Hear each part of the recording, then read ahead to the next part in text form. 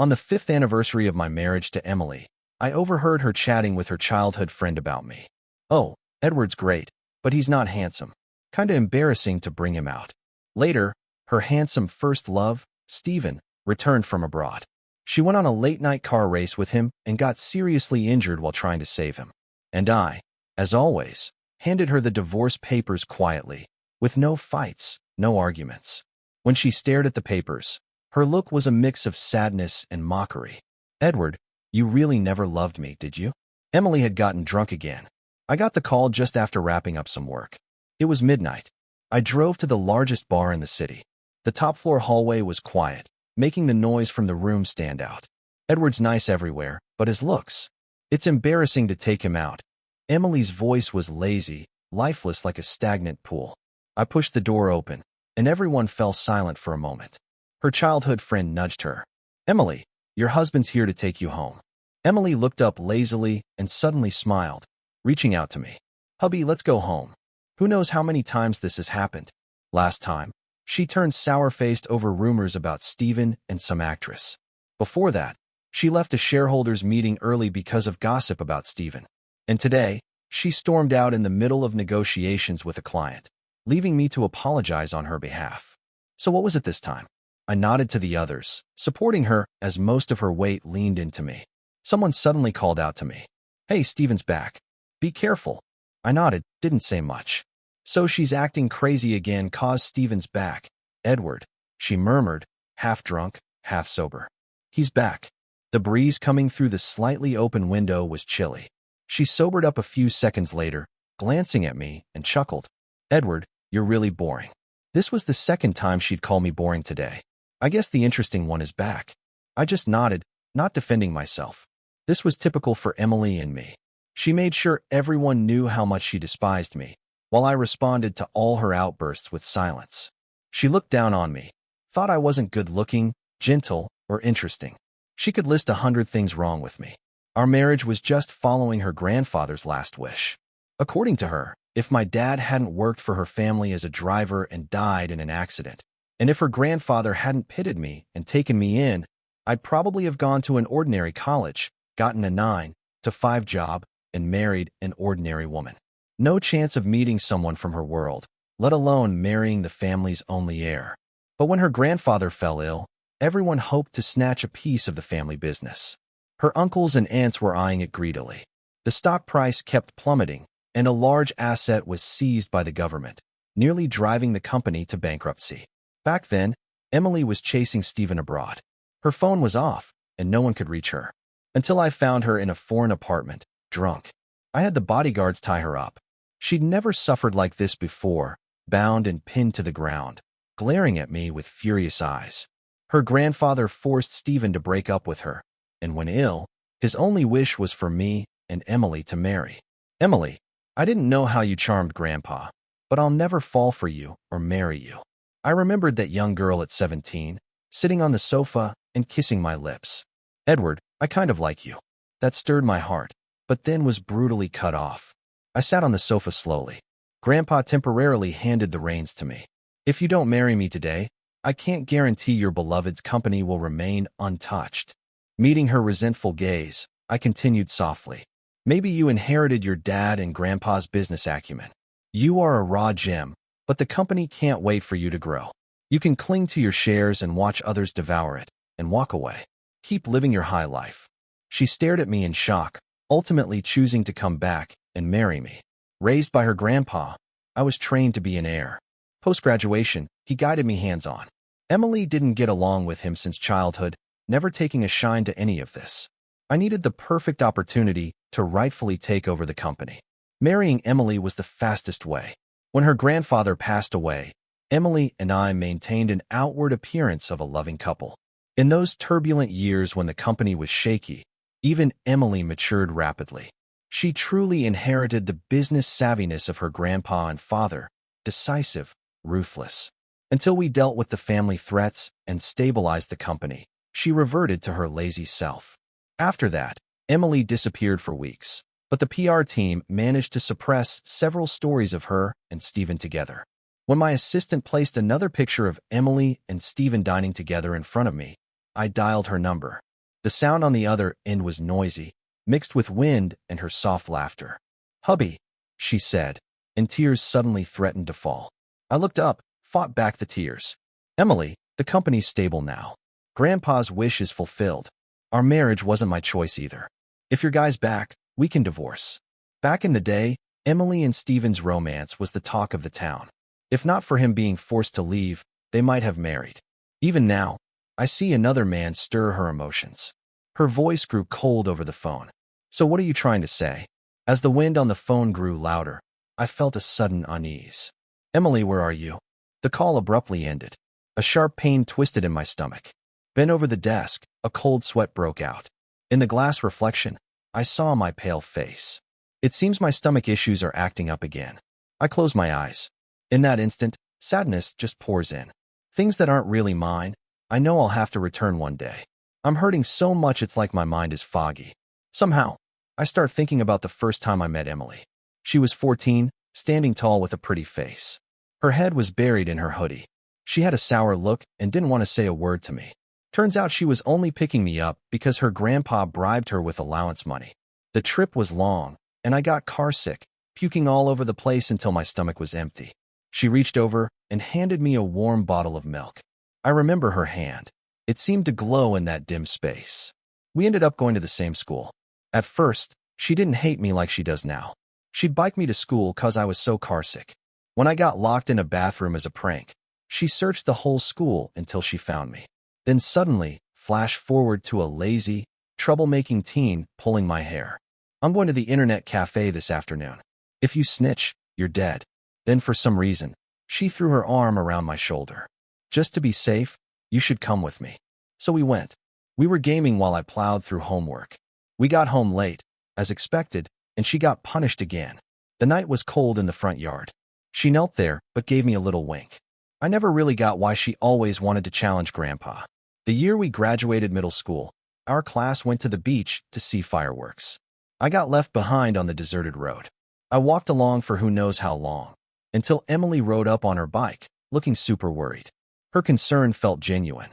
I've always remembered how worried she looked, the dirt on her clothes, her voice with a hint of panic. "Edward, you scare me to death." "Edward, are you scared?" I leaned against her thin back, my heart pounding. Another memory hit me. 17-year-old Emily sitting on the carpet, pines outside the window covered in snow. The room's all cozy. She tilted her head up and kissed me. "Edward, I think I kind of like you." I stared at her long lashes, feeling like crying. That's how we stumbled into a relationship. After that, I tried harder.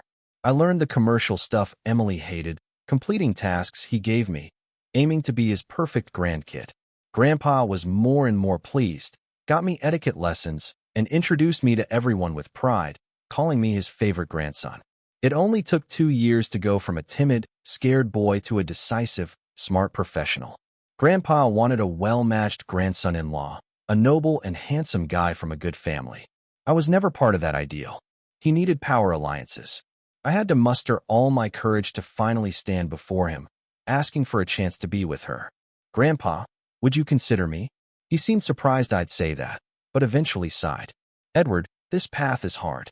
One day you might see Emily as a foolish brat and regret this choice." I looked down, voice a bit hoarse. "I'm not scared." I got busier with more to learn. Seeing Emily was less frequent. Whenever we met, she was either just punished by Grandpa or on the way to punishment. Emily started hating me then. She moved out, and we saw each other even less. Later, during a school badminton match, she specifically asked me to bring her water. I looked up from my book and caught her smiling eyes. "You're my boyfriend, right? Other boyfriends bring water." That match was awesome. I was all happy, but she just ran into the arms of a boy out of nowhere. "Didn't you hear? Emily got with the school heartthrob yesterday. Why is anyone trying to break them up?" Malice came in waves, full of disdain and ridicule. I slowly pulled my hand back, the cold bottle numbing me all over. I just stared at Emily, saw that mocking look in her eyes. "Is that how it is?" I stepped closer, looking up at her. Her smile was harsh, blatant in its cruelty. Her arrogance was obvious. "Edward, you didn't really think I liked you, did you? Just a leech in my family, thinking he's part of it." She tapped my forehead. "Wake up, idiot. Think it through. Would I like you?" You just seem super pitiful. Time makes it hard to recall how I felt then, but the feeling of being an outsider, worried about annoying others, failing at boring, complex stuff. None of that hurt as much as her eyes did that day, cutting right into me, flooding with cold.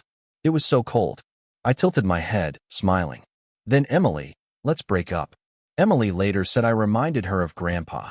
Cold and indifferent. I guess she's right. The old me couldn't have calmly faced the humiliation from a girl I liked. Emily got into an accident. Emergency surgery. When the call ended, I saw a headline on my phone. Stephen distraught at the hospital after crashing during a race. Comments were buzzing, asking who made Stephen so upset. Hands shaking. I clicked in, seeing a tied red string on her wrist in the ambulance. Emily got hers the 3rd year we married, asking for safety. Mine was locked away in a drawer. I called one of her usual buddies, piecing it all together. There was a small club race tonight. Emily and Stephen were both racing. During it, they crashed into another car. Emily's injuries were so bad because she tried to protect Stephen in the passenger seat. Even over the phone, they sounded guilty. Man, I don't know how it happened, but it wasn't on purpose. With Emily's skills, she should have dodged that car. In the dim parking lot, I rested my head on the steering wheel for a while before driving home. Once there, I turned on the lights and set the AC to its lowest. I curled up under the covers and fell into a deep sleep. In my dream, it alternated between teenage Emily secretly holding my hand and her carrying me home drunk after a business deal. Then it was Emily lying in the hospital with an uncertain fate. The dream scared me awake. It was already bright outside, and the delivery guy had already arrived. I got a message from my assistant. Emily's head injury was serious, thankfully not life-threatening. At the hospital, Emily was out of danger. Through the glass door, I saw her pale face on the bed, her head wrapped in bandages. Her eyes were open, looking toward the window. Beneath it, a man slept on the couch, his black hair falling over his shoulder. I watched quietly, then turned and left. Inside, Emily seemed to sense something, but when she looked up, she saw nothing. I went to work as usual. My assistant updated me about Emily every day. For 7 days, we didn't exchange a word. She didn't reach out, and I didn't make the first move either. Assistant Shawan glanced at me. Boss, things are slow at the company right now. No major meetings. Emily seems upset. Shouldn't you visit? I finished my work, nearly wrapping things up. At the bottom of the pile was the divorce agreement. Initially, I learned business management from Grandpa to keep up with Emily. But when the family fell apart, when that once authoritative man came to me for help, I had just one purpose: to protect her. Grandpa had been good to me. Without him, I might have ended up like other town folks, dropping out of school, getting a regular job, marrying simply. After losing all family, he gave me a home.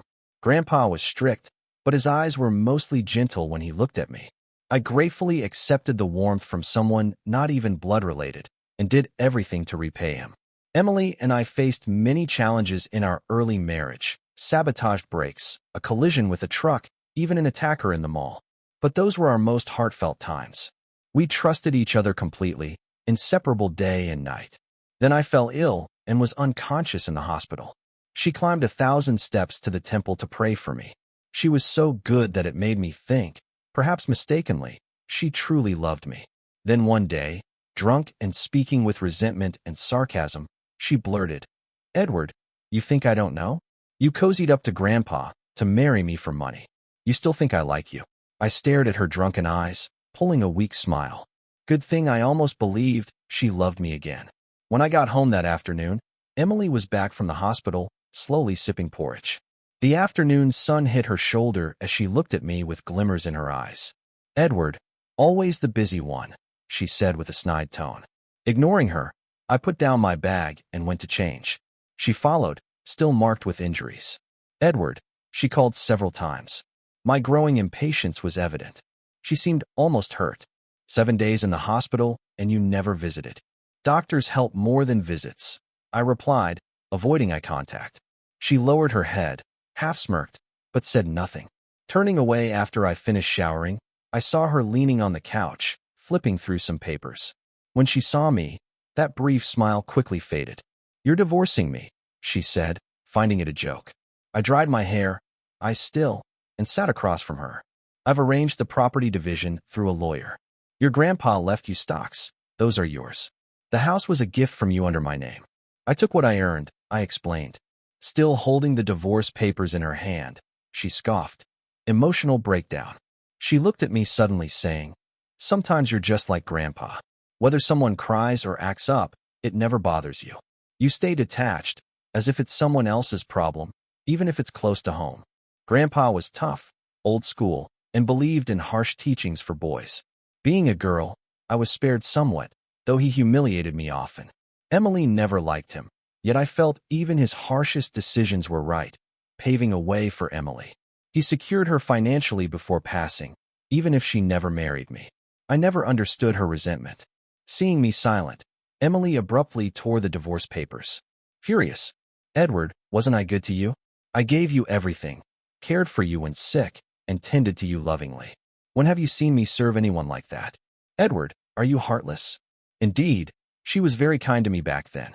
I remember when she decided to surprise me with a mountain hike in a neighboring state. The mountain was high. I eventually refused to move any further. The path was a paved road, not too steep. She grabbed my hand and pulled me forward step by step. The wind was strong that night, and I was a bit drowsy. I could only vaguely hear her helpless voice. Edward, you seem a bit thinner.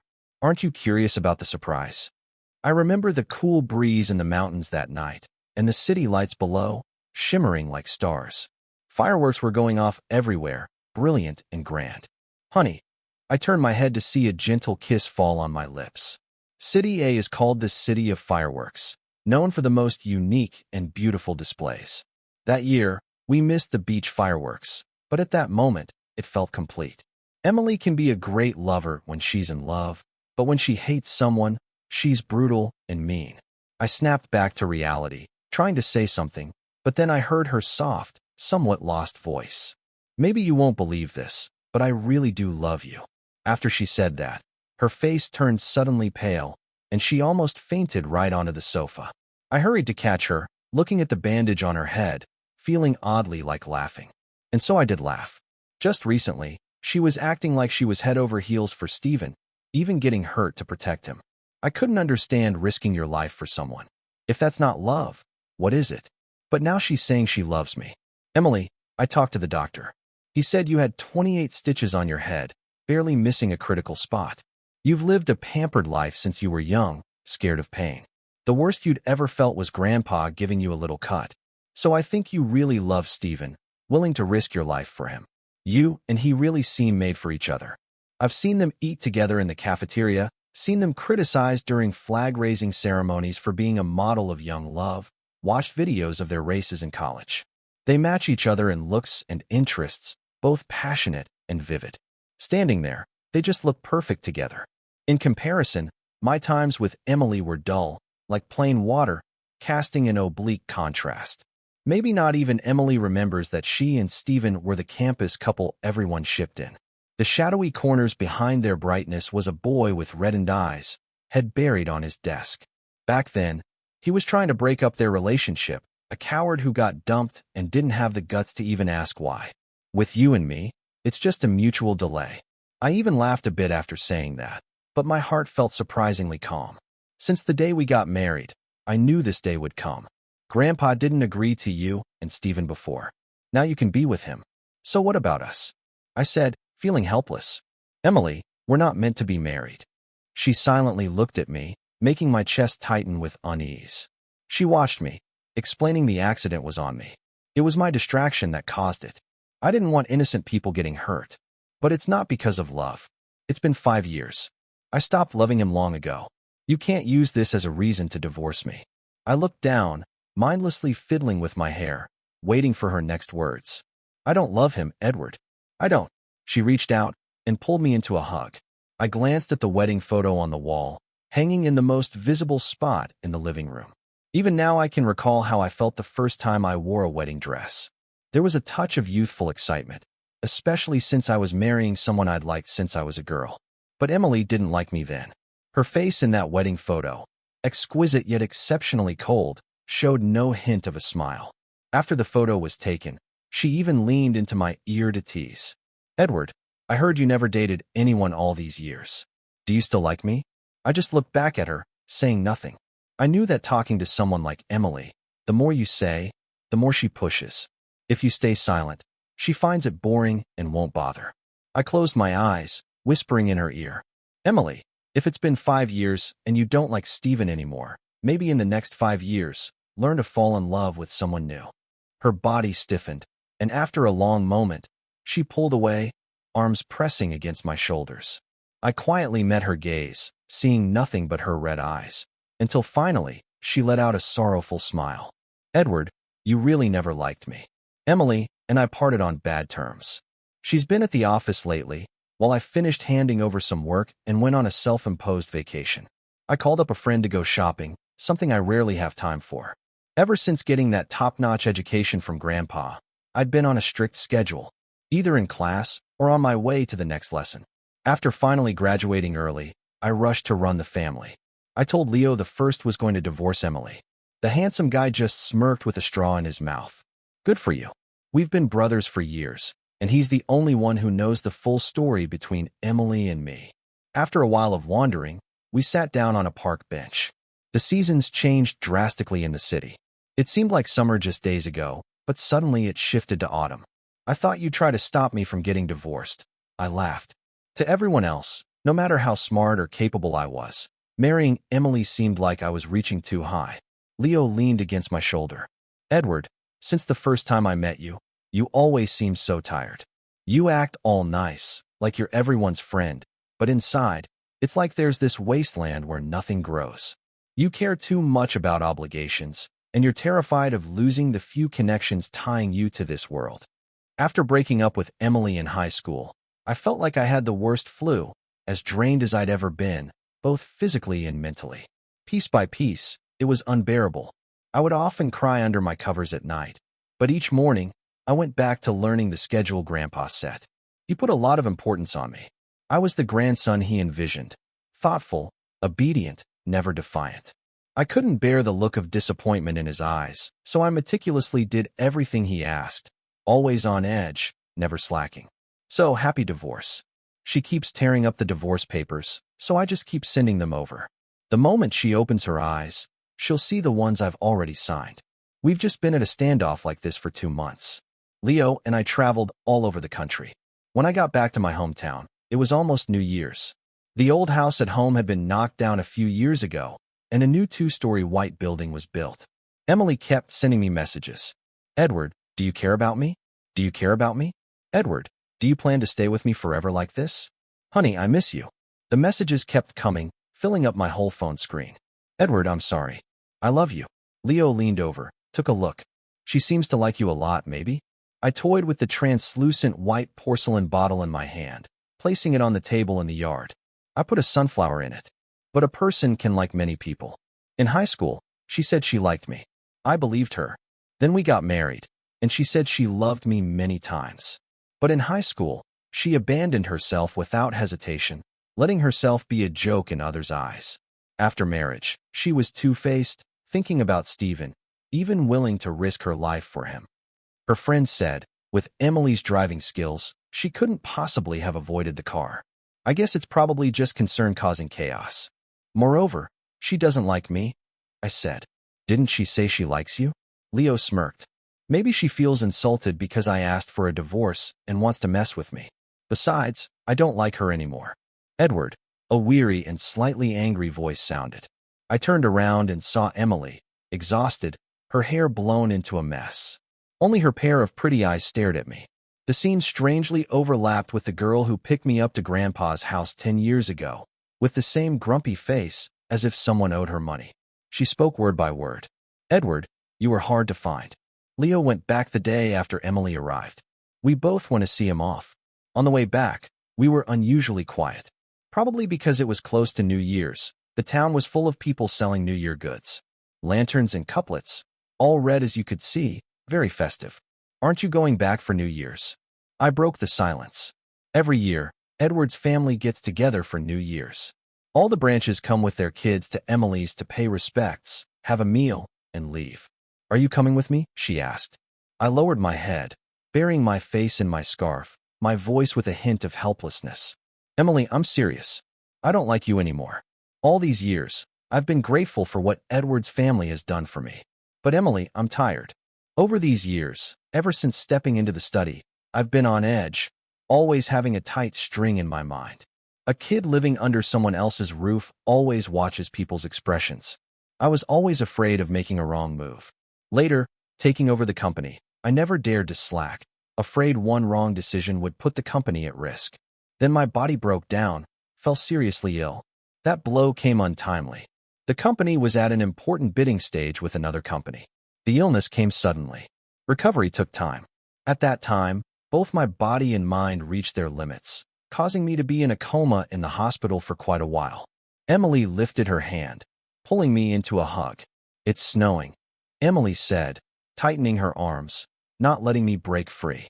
"Edward, let me hold you a bit longer." Her voice trembled slightly. "Did you ever like me?" That snowy day, she kept asking the same question over and over. I closed my eyes, feeling the snow melting into water on my face. I liked her the most when she stabbed me with a knife. For years after, sharing the same bed, the old wounds never healed. I did like her after marriage, but it was exhausting. Loving someone was really exhausting. Thinking about the past she had with someone else made me inexplicably sad. I don't want to feel this way. "Edward, you never liked me." She lowered her head, burying her face in my neck. "Edward, you've never told me you liked me. No matter how I treated you. I was close to dying in surgery in the hospital, yet you didn't visit me once. When I was discharged, you couldn't wait to divorce me. Edward, you made me feel like a joke. Your heart seems forever unmoved. You only remember my faults. Weren't you cruel to me as well?" The next day, I bought a lot of New Year goods. Emily worked at home. The festive spirit was strong in the small town, firecrackers going off everywhere. I stood on a chair at the door to stick couplets. Looking up, I saw Emily at the second-floor window. She watched me quietly, not sure what she was thinking. On New Year's, we went to the river to set off fireworks together. Returning, it was already 10 p.m. I held a sparkler, moving forward slowly. She walked beside me and suddenly asked, "The day I arrived, I heard you talking with your friend, saying you didn't like me anymore. Did you like me those years after we were married?" I thought for a moment, but didn't answer her question. "Emily, I was serious when I said I don't like you anymore. Over those years of marriage, I had felt moved, but those feelings gradually vanished when you acted recklessly for Stephen, making me clean up your mess. This feeling is like after a long day at work, coming home to find it wrecked by some bratty kid. And besides," I looked up, smiling. "Emily, do you think I'm that foolish? Whenever, wherever, whatever you've said or done before, if you wave and say you love me, do I just have to come over and accept it?" Her face suddenly went pale. "Edward, it's not like that. Not like that. You hurt me, didn't you?" I took a step back. The sparkler in my hand just burned out. The streetlights were bright, reflecting on the ground covered with snow. "In high school, you said you liked me, then you cheated. Even then, you set me up to be humiliated in public, making others think I was the homewrecker. Because you were good-looking and wealthy, everyone thought I was the clingy one." I pursed my lips. "Grandpa once said I might regret it in the future. Back then, I did regret it, because I thought you were pretty awful. At that time, all I did was eat, sleep, and study. My foundation was too weak, especially in language, compared to kids who went to international schools since young. Even now, I still feel that period was tough, but the stuff you learn is yours to keep. Back then, I really wanted a future with Emily. After the wedding, just like you said, you treated me really well, so well that I almost believed you really loved me. But just when I was about to fall for you, you said you were just playing me. People keep making the same mistakes. Even though I knew she was no good, didn't love me, and treated our relationship like a game, I still got attached. That's how I gave her chance after chance to hurt me. You know the story of the boy who cried wolf, right?" Emily's eyes suddenly reddened. I turned and walked forward under the streetlight. The snow looked stunningly beautiful. "I'm sorry, Edward," Emily said, hurrying after me. "Are we still friends? If we divorce, are we still friends?" I saw the tears and confusion in her eyes, and finally a little plea. "Edward, if we divorce, does that mean nothing between us?" I looked up. "We're family, aren't we?" She looked down, her eyelashes holding snowflakes that melted into tears on her face. She pressed her lips to my forehead. "Then let's be family." Emily left after the new year, and we finalized the divorce soon after. Parting ways was the best choice for us at the time. She didn't cling on, just sent me daily updates about random things in her life. I didn't expect to run into Steven here. Turns out, they picked this place for his new movie shoot. He seemed surprised to see me too. I had just gotten off work, looking a bit rough around the edges. We both knew about each other, but had never formally met. He walked over, eyes smiling and a voice full of youthful energy. "What should I call you?" I thought for a moment. "You can call me Edward." Being friends with my ex-wife's first love wasn't really an option for me. But since Steven didn't know anyone else in town and was shooting here, he almost naturally started dropping by my place after work to eat and hang out. The local cuisine is pretty salty and spicy, which he wasn't used to, but after tasting my cooking, he wasn't leaving anytime soon. I spent my days learning pottery from a local master. In my free time, I'd shoot videos and post them on an overseas video app. Surprisingly, I got quite a bit of attention. One day while Steven was happily slurping noodles, he said, "No wonder Emily liked you so much." He paused and asked, "Why are you here alone? Did you and Emily fight?" I rested my chin in my hand and looked at him. "We divorced." "What? I thought you guys just had a fight." "I seriously thought Emily really liked you. When she got your call last time, she was so out of it, she almost caused an accident. At the hospital, though she didn't say it. I felt like she was waiting for you. I thought about the call I made about our divorce when she had that car accident." I pursed my lips. Steven seemed a bit forlorn. "I've always kept up with your news. If it weren't for Emily, maybe we could have been friends." "Same here," I said, twirling my noodles slightly absent-mindedly. I had kept up with Steven's news too, trying to figure out what kind of person he was. Steven and I exchanged a smile. In retrospect, the situation was kind of funny. Once his filming wrapped up, he left, and I returned to the city. I launched a small startup with every cent I had. We developed a video app that, thanks to Steven's promotion, gained traction rapidly. He posted a 60-second video to kick things off. The app unexpectedly blew up, so I seized the opportunity and got a bunch of influencers to join. I poured all my savings into the initial promotion. Emily even wired me a huge sum of money, her message succinctly saying, "I want dividends if it's profitable." As the app gained popularity, lots of early adopters became influencers. My tiny office blossomed into a thriving business. By the 5th anniversary, the company was stable. I hired a professional manager to take over and returned to the quaint town. I spent my days making pottery and occasionally posting videos. This too garnered quite a fan base. Because of Steven's movie, the town had become a booming tourist spot. Adding to its fame, my videos helped spotlight the place. The local government even asked if I wanted to help promote the town further. When I hit 5 million followers, Emily messaged, "Congrats." All these years, no matter what big things happened, she was always there for me. Whenever I had a significant moment, she'd be there quietly, close but not too close, respecting the right distance. I replied, "Thanks. And you know, it's pretty great this way. We might have had some bad times, but it was never bitter enough to cut ties completely. And besides, I owed her grandfather a lot. It is what it is." Epilogue. During her stay in the little town, Emily started having frequent dreams about the past. She dreamt of a big, explosive argument at home. The house was wrecked, and her dad was on his knees before her grandpa, begging to chase true love. Emily's parents had an arranged marriage, and there was no love before or after Emily came along. Grandpa didn't approve. The divorce could get complicated, and Emily's mom was the finest daughter-in-law he could have chosen, just like he had groomed Edward. The scene was chaotic. Grandpa sat high above. Her mom stood tall by the window, silently gazing outside. Her dad was on the floor, stubborn and silent. In Grandpa's eyes, family legacy always outweighed personal feelings. "How much of that love you're talking about is just self-interest?" Grandpa sneered. "If you weren't my son, would this so-called true love still care for you? You want to talk about love now? Why did you marry in the first place? Why not rebel back then? Or even leave this family to seek this love on your own?" There was an absence of warmth in Grandpa's voice. "I won't let you go back on your choice, not until I'm gone."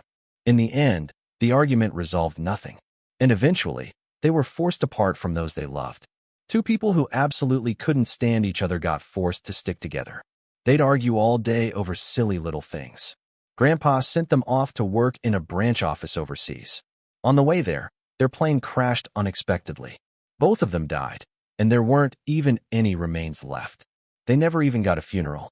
Emily remembers how she cried as she begged her grandpa. She knelt in the yard for what seemed like forever, just asking him to give them a proper memorial. She remembers the cold, indifferent look in his eyes. It was like her tears meant nothing to him. Your mom and dad divorced even before leaving the country, Grandpa told her. They made their choice. Since that day, they weren't part of the family anymore. The old man bowed his head, saying, Emily, it was their choice. That cold, heartless person in front of her. Emily's cries stopped abruptly. She shoved past him and ran off. I hate you, she yelled. Later, Emily often wondered if things would have been different if Grandpa had just let them divorce when they wanted to. If he hadn't sent them overseas to force their relationship, maybe they wouldn't have died. Maybe she'd still have her mom and dad. She never saw any sadness in Grandpa's eyes, only anger at being defied. It felt almost comical to her. The life of his own son couldn't spark even a flicker of guilt or compassion. The pleas and cries of his own granddaughter couldn't even get her parents a decent posthumous memorial. Back then, all Emily wanted was one little centerpiece for her parents, but she couldn't even get that. Everything related to her mom and dad got packed up and tossed, leaving only a family photo of the three of them that Emily hid away. Emily resented him for it, resented his coldness and lack of empathy. Later on, Grandpa wanted her as his heir. He was strict, and his cane would always find her back when she least expected it. As she got older, she found some twisted satisfaction in defying him, especially when seeing the disappointment in his eyes. It thrilled her endlessly. He was a person, not some robot programmed to follow his path. Then one day, another person showed up in their home. It was the son of their family chauffeur. His father had been attacked, and the chauffeur saved him, getting seriously injured in the process. He didn't have any family but a middle schooler left behind. He pleaded with the family to look after his son after he passed. The first time Emily met him, he had short hair with soft bangs and a delicate, almost porcelain-like look with gentle, serene eyes. Grandpa told her to treat him well and not to bully him. It was the only time she didn't defy Grandpa. He was so cautious, carsick all the time. He'd get sick from staying in a closed space for too long, but chose to sit quietly in the corner of the car. So Emily used her bike to take him to school every day. He was scared of falling, but never grabbed tightly, just a little pinch of her shirt. He had this quiet, composed demeanor and took bullying without complaint. Emily had scolded all his bullies and couldn't help but feel a pang for this lonely kid. She knew Edward cried quietly at night. His dad had just died, and now he was in an unfamiliar place, bullied with no one in his corner. She got mad at him for not standing up for himself and gave him a real earful, but he just looked up at her and smiled, as carefree as he could be. It's all right, he said. They didn't hit me. A few words can't hurt me. Eventually, Emily realized he held back to avoid getting a bad reputation with Grandpa, so he endured what he could. Back then, Emily didn't realize that feeling sorry for someone is the first step to falling for them. Later, she found him kind of cute. The way he solved problems, the tomato noodles he made, how he ran and how he smiled. Just him standing there lifted her spirits. But as time went on, Edward started to act more and more like Grandpa, keeping everything under wraps. Emily could no longer see through his eyes into his heart. One afternoon, Grandpa praised Edward, eyes full of approval. Edward, smart suits you well. Together, you'll be a strong team. Emily rarely heard Grandpa speak so highly of anyone, but the way he saw Edward was like assessing a valuable item ready to sell. Why Edward? Because he was kind, grateful, and a lonely boy who could be easily influenced by Grandpa, serving the family without fear of betrayal. Seeing Grandpa's satisfaction, Emily grinned. You think I'll be like my parents and let you just do whatever? Watching Edward take every direction from Grandpa, turning into the perfect potential head of the family, she felt a pang of betrayal. They were supposed to be together. Her admiration for him soured. She even thought she hated him at that point. So she ended their first relationship in the nastiest way she could think of. But Edward stayed unfazed, just watching her with those calm, gentle eyes. He didn't cry, didn't scream, as if her antics were of no significance, making her antics seem like clownery. All right, Emily, he said, let's break up. Emily watched him walk away and felt a bit cynical. Maybe Edward never really liked her. Maybe she was just a stepping stone for him to climb the family ladder. After all, It's pretty much impossible for a poor kid to break through social class barriers. Grieving over Edward, the old man loosened his grip on Emily's life. She moved out and started dating Stephen. He was charming, vibrant, passionate, and shared her interests. After high school graduation, being with Stephen was one of the rare times she felt a sense of freedom. She chose the same college as Stephen. Those 5 years, she hardly ever saw Edward, just occasionally heard his name pop up. She heard he got scholarships, left for overseas studies, raked in awards here and abroad. A resume so impressive it was unbelievable. Holidays they'd cross paths. Edward would just sit quietly on the side, listening to people talk, eyes never meeting hers. He had changed so much, learned to wear suits and ties, his short hair always perfectly styled. The old shyness was long gone, replaced by poise. The only constant was those serene, gentle eyes. Later on, Grandpa forced her to marry Edward. He used Stephen's company as leverage to make him leave the country. It was the first time she realized it. She found it kind of funny. The same trick that worked on her parents was being used on her. The exact same scenario was happening to her. She chased Stephen abroad, but they broke up overseas. I can't risk my family being suppressed just to be with you, Emily. We're not kids anymore. If love was enough, why is the divorce rate so high? Besides, you don't love me that much, do you? Who's sneaking around online checking out who's the top graduates, huh? Emily, she asked him. Then why are you with me? He waved the bracelet in his hand. Oh please, you're rich, generous, good-looking. Dating you is a huge win for me. They fell silent. The wind by the river messed up their hair. Emily broke the silence. I'm sorry about my grandpa. I apologize on his behalf. It's fine. I get it. Plus, it's just a few years abroad, no big deal. I've made a fool of myself overseas, but haven't kissed anyone foreign yet. Emily couldn't help but chuckle a bit when she heard that. Then she saw Stephen just shrug and smile. See? I can say that, and you won't get mad. Everyone says we're a match, but all these years, we've never really been like a couple. I just happened to like the same stuff you did, which gave you the wrong idea. Emily denied it. What kind of twisted logic is that? You just like me, but you don't love me. Liking is just a feeling you can have for anyone, but loving someone makes you jealous of everything around them that has nothing to do with you, especially when it involves another woman. You don't love me, so goodbye, Emily. They broke up without any fighting or bitterness. It was as calm as any regular day. Emily didn't even feel sad.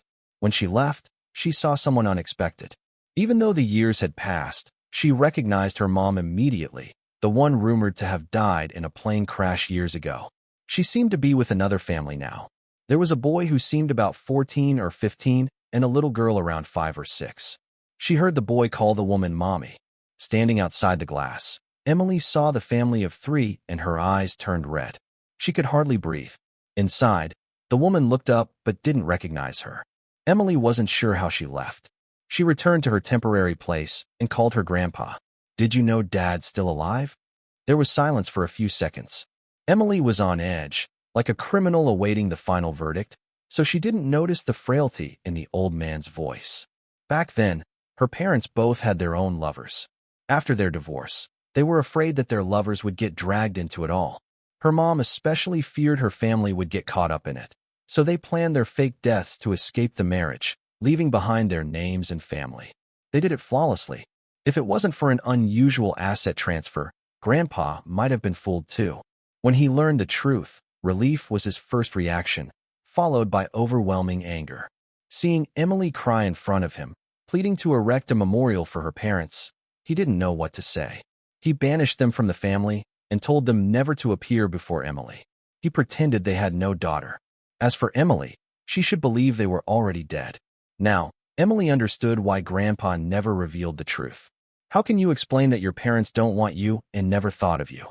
On the other end of the line, the old man's voice was gentle. Emily, don't be sad for people who aren't worth it. Grandpa will give the best to our Emily. Emily didn't know Grandpa was gravely ill. She thought, like every other time, he'd pull through just fine. That day, she got terribly drunk until Edward found her. Emily suddenly felt some anger. She wasn't sure what she was mad about. She said, I'll never marry you. Edward looked at her pained face, calmly weighing the pros and cons with her. Not long after she married Edward, Grandpa passed away. After they dealt with everything, before they even had time to fully grieve, they got right back to work. Emily didn't expect it to be so hard. She suddenly regretted not listening to Grandpa before, because now she was stumbling around. Edward patiently taught her everything. During that time, Emily could sense a deep exhaustion in him, almost radiating from his soul. He was more mature and collected than he was years ago. He was decisive, always able to come up with the quickest and best solutions, minimizing losses. But he was too logical, always thinking about the potential losses in any situation. Later, her uncle tried to drug her to create a scandal. When she woke up, Edward was beside her, sleeping peacefully, his hair all messy. She blushed. It was her first time. Edward seemed unfazed, just explaining last night's events systematically. In short, it was all an accident. She knew it was an accident, knew she was kind of half coercing, half tempting him into sleeping with her, but she wasn't happy with how casual he was about it. Edward was always so detached, never showing any passionate emotions. But she couldn't warm his heart up, even if he'd smile at her. Emily met her own needs and would sometimes unconsciously rely on herself, but she couldn't feel Edward's love for her. Later on, Edward got sick. His health was really bad. All his levels were off. He was in a coma at the hospital. Emily felt a wave of panic again. She wasn't religious, but after work, she rushed to that temple everyone said was powerful. The mountain was steep with long stairs. With only the streetlights to accompany her, she thought to herself, maybe if she was a bit more sincere, Edward would be safe. All she wanted was for him to be safe. Then, after Edward got better and was discharged, one day she got a call meant for Edward. Edward, you've got a checkup scheduled for next week. The doctor said, could you come in earlier for a full-body exam? Emily felt like she was thrown into an icy pit. She hung up the phone and felt a bit mocked by everything she'd done over the past 2 years. She once thought she could win over his heart. She thought maybe, just maybe Edward liked her even a little bit. But he didn't like her enough to even tell her he was sick. Even if this incident hadn't happened, he wouldn't have told her. Edward wasn't interested in letting her know about it. It reminded her of her parents' pretense of death, a decision considering everything except her. Just because they didn't love her, because she didn't matter. So her feelings weren't important. Emily put down her phone. Edward came out of the bathroom, looking calm, his arms pale and slender, only wearing that watch he always had on. Where's the safety charm I got for you? Emily asked. I put it away, Edward replied, lips pursed and eyes cast down softly. He didn't notice Emily's slightly cold gaze. Emily realized that maybe Edward really didn't love her. This realization drove her crazy. No matter how she behaved, Edward didn't seem to care. She was cold to him, and he was cold back. He always seemed calm, not even sparing a glance at her. She showed interest in other men, behaving out of control like she was creating drama, but Edward just cleaned up the messes she left behind, over and over again. She felt like she was going mad. She wished Edward would argue with her, even if he hit her or yelled at her. Anything but this nothingness. She faked being drunk and said some hurtful things, but through her intoxicated haze, she saw his ever-indifferent face. Emily suddenly felt like a fool, like a clown. It seemed like when she liked him and treated him well, he just accepted it. And when she stopped liking him, he didn't care. She tried to rip off his facade of indifference, only to find he truly didn't care. He even wanted a divorce. Emily pulled herself from her thoughts. Downstairs was Edward, carefully putting up spring couplets. With his cooperatively soft demeanor, yet in the business world, he was famously tough. She recalled what others said about him. A little Red Riding Hood face with the cunning of a big bad wolf. Suddenly, she remembered her grandfather's call. She thought she finally understood what was best. They ended up getting divorced. Emily's trust had been exhausted over the years, making Edward wary. Emily knew that even if they stayed together now, it would be just like before. She didn't want him troubled by it anymore, so she didn't cling to him. There was always one step separating them, then another. There were too many wounds that hadn't healed. It would take time, the best medicine. As long as he wasn't with someone else, she could wait forever. Emily thought this confidently. Outside the window, the city sparkled with lights. She lifted her phone, took a picture of the night scene, and sent it to Edward. Yeah, she kind of missed him.